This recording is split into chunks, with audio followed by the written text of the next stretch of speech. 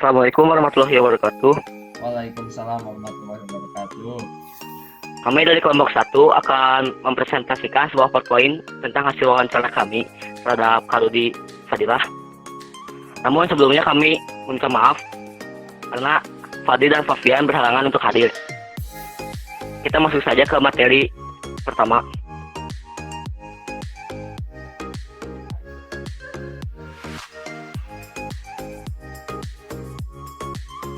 Yang pertama, pendahuluan. Virus COVID-19 memang sudah merubah kehidupan manusia sementara ini. Banyak aktivitas manusia yang telah terhambat oleh pandemi ini. Beberapa di antaranya mengenai aktivitas ekonomi masyarakat, mulai dari sektor pariwisata yang terancam karena adanya pembatasan pergerakan manusia atau yang disebut lockdown, sehingga orang-orang yang tak dapat berlibur. Alhasil, tempat wisata sepi pengunjung. Namun, yang akan kami bahas dalam wawancara bersama Kak Rudi Fadilah, yaitu mengenai sistem pendidikan yang berubah sejak berlakunya PSBB, yang mengakibatkan para siswa dan gurunya hanya bisa melakukan pembelajaran secara daring di rumah masing-masing atau yang bisa disebut pembelajaran jarak jauh atau PJJ.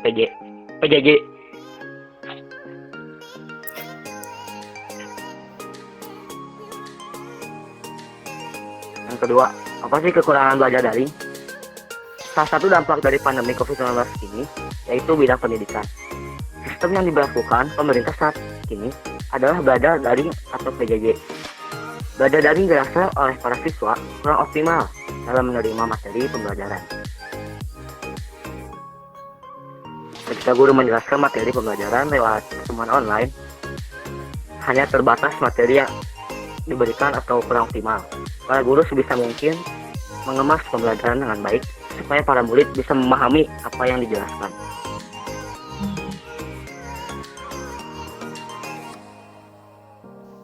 Lalu, keluhan para siswa lainnya adalah ada sebagian mata pelajaran yang memberikan tugas namun hanya memberikan teori pembelajaran lewat file dan tidak menjelaskan sama sekali. Yang akhirnya mereka hanya bisa mengambil jalan pintas, yaitu searching soal dan jawaban tugas mereka. Ketika saat ulangan harian ataupun yang lainnya, kebanyakan para siswa, namun tidak semua, merasa tidak paham dengan isi soal yang diberikan, dan alhasil nilai para sebagian siswa tersebut kurang bagus dan harus mengikuti remedial.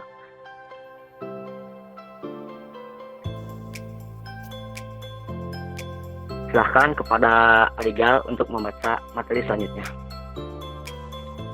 Yang selanjutnya, keterbatasan akses internet. Tidak semua siswa memiliki akses internet dalam melakukan PJJ. Karena mungkin ada yang lebih diprioritaskan oleh keluarganya untuk memenuhi kebutuhan yang lainnya. Namun, sekarang Kementerian Pendidikan sudah mengeluarkan kuota gratis bagi para siswa dan juga para mahasiswa-mahasiswi. Tidak terkecuali juga dengan para pengajar seperti guru dan dosen. Keterbatasan akses internet juga bukan hanya sekedar memiliki kuota, namun juga jaringan atau sinyal. Kadang juga sinyal sering kurang muncul, terutama di kawasan pedesaan yang masih minim dengan akses jaringan internet. Ini yang menjadi keterbatasan dalam PJJ.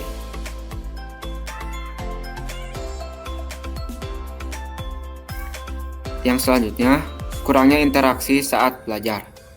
Belajar bukan hanya sekedar memahami suatu materi pembelajaran, namun juga pembelajaran yang sangat penting ialah belajar interaksi terhadap sesama murid dan guru. Saat kita belajar daring, kita minim mendapatkan pembelajaran ini.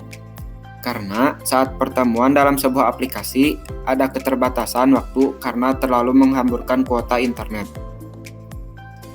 Terlebih untuk para siswa sekolah dasar atau taman kanak-kanak yang memiliki bimbingan khusus saat belajar. Ketika di usia kanak-kanak ini yang lebih dibutuhkan sebetulnya pembelajaran moral dan interaksi dengan sesama agar terbiasa nantinya berinteraksi di masyarakat luar.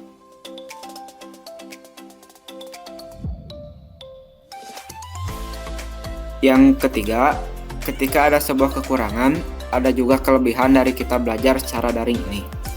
Salah satunya adalah memiliki waktu yang lumayan fleksibel saat belajar online ini. Karena saat di rumah tidak ditentukan waktu untuk belajar.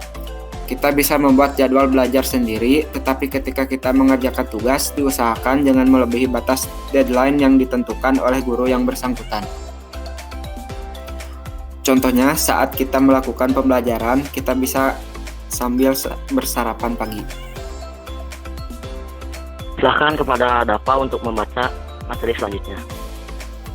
Oke, masih di kelebihan belajar daring. Yang selanjutnya adalah tidak mengeluarkan biaya transportasi. Ketika pembelajaran jarak jauh dilakukan di rumah masing-masing, kita tidak usah mengeluarkan ongkos transportasi untuk pergi ke sekolah, sehingga pengeluaran orang tua untuk biaya pendidikan agak berkurang. Namun, biaya transportasi sepertinya masih digunakan untuk membeli akses kuota internet yang mungkin masih kurang dari kuota yang diberikan oleh pemerintah. Namun, tidak sebesar biaya akses transportasi sepertinya.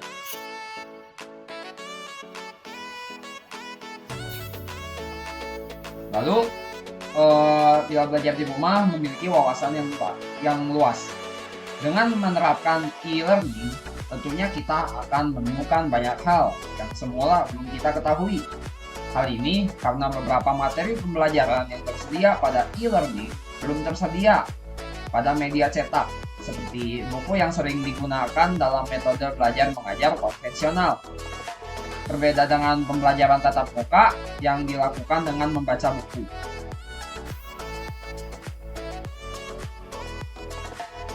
Contohnya, kita jadi mengetahui beberapa media online atau kita menjadi sedikit tahu tentang IT. Karena saat dulu, IT belum diperkenalkan pada jenjang-jenjang tertentu atau mereka tahu namun tak pernah menggunakannya.